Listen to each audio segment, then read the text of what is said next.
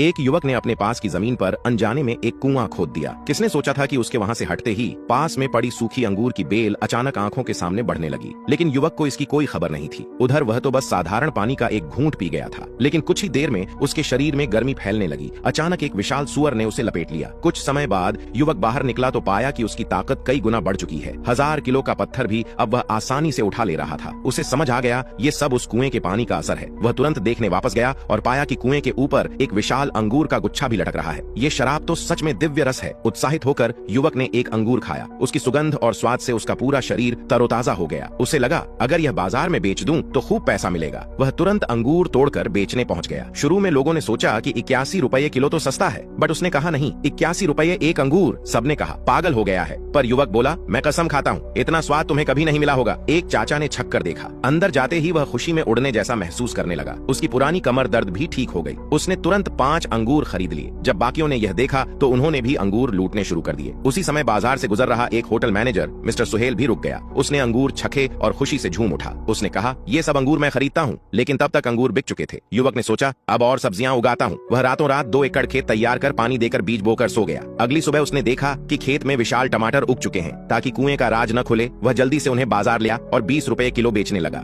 लोग बोले सब 2 रुपए किलो बेचते हैं और तुम 20 रुपए। वह बोला मेरे टमाटर शुद्ध, बिना दवाई, इको फ्रेश टमाटर हैं। एक सब्जी वाला हंस पड़ा, इतने महंगे टमाटर कोई नहीं खरीदेगा। तभी फिर वही होटल मैनेजर आया। उसने चखा और स्वर्ग जैसा स्वाद आया। उसने सारे टमाटर खरीद लिए और 40,000 रुपए तुरंत दे दिए। बाकी दुकानदार हैरान रह गए। युवक ने यह फोटो अपने स्कूल ग्रुप में भेज दी। सबके होश उड़ गए। सब्जियां बेचकर इतना पैसा। पहले जो उसे गरीब बोलते थे अब खाने पर बुलाने लगे। युवक ने सबके फोन काट दिए। तभी एक कॉल आया। हेलो, मैं राहुल हूँ। राहुल वही था जिसने स्कूल में उसे गुंडों से बचाया था। अब वह सब्जियां बेच रहा था और उसके मामा एक बड़े होटल के मालिक थे। युवक ने सोचा उसका एहसान तो चुकाना ही है। उसने फैसला किया मैं अपने दिव्य कुएं के पानी से राहुल के मामा के होटल का कारोबार बढ़ाऊंगा। 2 दिन बाद दोनों बाजार में खड़े होकर सोच रहे थे कि इस बार कौन सी सब्जी बेचें ताकि किसी को कुएं का राज न पता चले। इस बार उन्होंने ककड़ी कुकुम्बर चुनी। अगले दिन वे ककड़ी बेचने पहुंचे। राहुल देखकर खुश हुआ, लेकिन कीमत सुनकर चौंक गया। 50 रुपए एक ककड़ी। स्वाद चखते ही राहुल का मुंह मीठी सुगंध से भर गया और वह खाने ही वाला था कि तभी महंगी कार से उतरी 2 लड़कियां आईं। रूही राहुल की बड़ी बहन